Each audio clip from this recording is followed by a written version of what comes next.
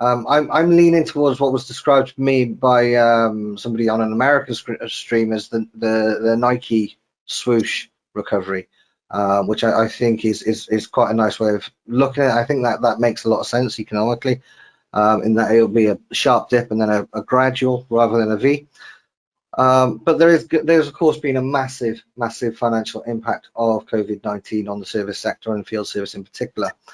Let's just again go through the quotes very briefly. So Jed Cranny, who is from Coen and Minolta, Jed said our business dropped 87% in 3 days. Some companies around this table have got contracts. Ours are based on the fact that every time a customer pushes a button, we make money off the print.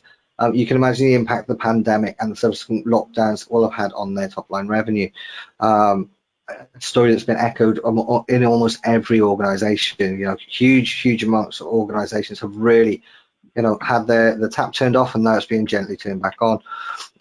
Alec Pinto, again, Alec said the other side of the impact of the pandemic we saw was the impact on revenue. Generally, it's a mixed bag with income. If you have revenues that are tied into fixed services, i.e. where it's something that you do and then you invoice rather than a contract, you see that drop off a cliff.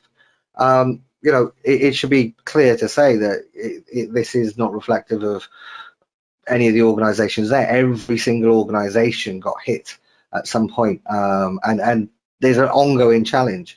I think one of the challenges, Daniel, I'll put this to yourself actually, because it kind of feeds into the previous part of the conversation. Looking forwards, I mean, what's the knock-on effect on restricted cash flow with our customers? And we're going to touch on this a little bit when we start looking at rethinking those conversations with customers. But just whilst we're talking about the finance, what's your thoughts around that kind of, there's going to be less cash in the market? Is that a good thing for service? Again, I don't want to speak in poor taste, but sure. Generally, from a service perspective, when there's an economic downturn, the importance of service rises. So is it a good thing for service? I think we have to look at a couple of pieces, right, Chris? It's going back to the comment that we've hit a couple of times, that from the financial perspective, some of these med device companies you would think are doing fantastic, right? Because there's such a high need for their services at this time. But then you also have to consider whether or not their end customers can pay them too, right? So there's because that whole knock-on effect across all industries is being affected, that whether they're able to collect that revenue, what's their service to cash cycle time, right? What are they looking at as far as bringing revenue back into the business to invest? I think Alec really hit it there in his comment about revenues being tied to fixed services, and we need to see a shift, and we will see a shift, I think, for a lot of organizations if they want to thrive into the future on outcome-based services, right? Because if you are working with a customer or an end user and have a contract with them where you're guaranteeing certain levels, then you still have that contract. It's not a time and materials basis. So moving forward, you're going to have a lot of organizations shift, I think, a little bit more toward that model, because out of pure necessity, because they won't be able to survive necessarily if there was continued pandemics or any other issues that might arise into the future that could potentially limit their cash flow.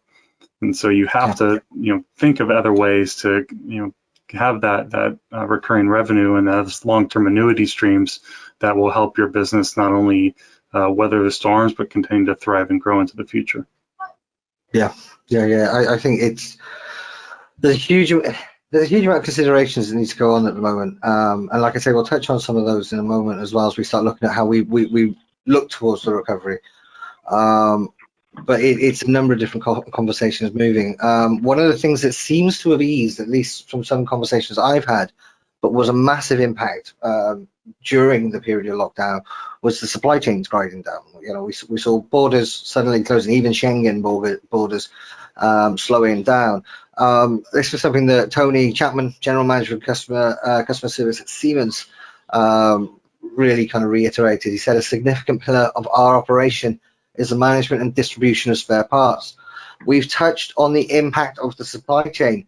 This was a real area we had to focus on quickly, as it had a massive effect on us.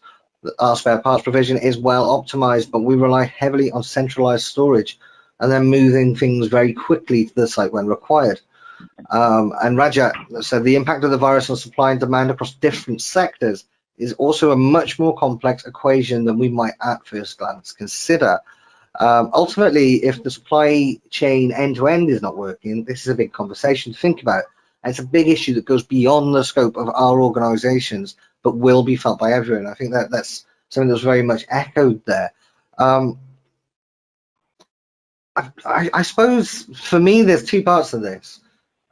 We have seen the supply chains move quicker than anything else in terms of getting back on recovery. We have seen parts moving and bits and pieces moving around, but we did see everybody essentially, again, in almost all industries of companies of all sizes, getting caught short. We could see who was swimming naked when the tide went out. And I suppose the challenge is, what do we do if there's a second wave? What do we do if there's more lockdowns?